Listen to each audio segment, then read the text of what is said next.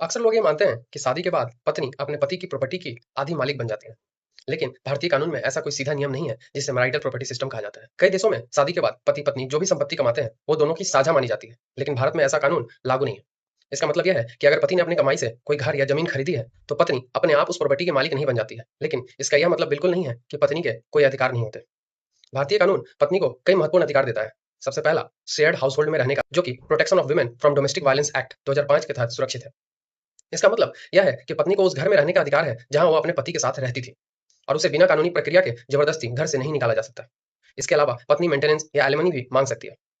यह अधिकार उसे हिंदू मैरिज एक्ट 1955 और सीआरपी सेक्शन 125, जो अब सेक्शन 144 बीएनएसएस के तहत मिलता है। कोर्ट पति की आय, पत्नी की जरूरतें और परिवार की स्थितियों को देखकर पत्नी को हर महीने कितना भरण पोषण दिया जाएगा या तलाक के समय एक मुश्त राशि कितनी होगी, यह तय करता है।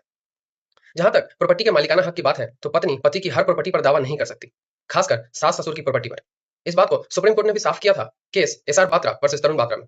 एसआर बात्रा बनाम तरुण बात्रा 2006 मामला सर्वोच्च न्यायालय का एक ऐतिहासिक फैसला है, जिसमें यह स्पष्ट किया कि पत्नी का ससुराल वालों यानी सास ससुर की निजी संपत्ति में निवास का कोई कानूनी अधिकार नहीं है। न्यायालय ने कहा कि साझा घर केवल पति का घर या संयुक्त परिवार का घर होता है, न कि सास ससुर का घर। हालांकि एक स्थिति ऐसा भी होता है जब पत्नी को संपत्ति में हिस्सा मिल सकता है।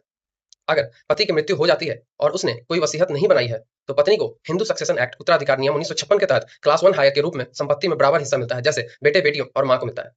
इसलिए आसान शब्दों में समझे तो भारत में शादी का मतलब यह नहीं है कि पत्नी अपने आप पति की प्रॉपर्टी की आधी मालिक बन जाती है, लेकिन उसे रहने का अधिकार, भरण पोषण का अधिकार और पति की मृत्यु के बाद संपत्ति में कानूनी हिस्सा जरूर मिल सकता है।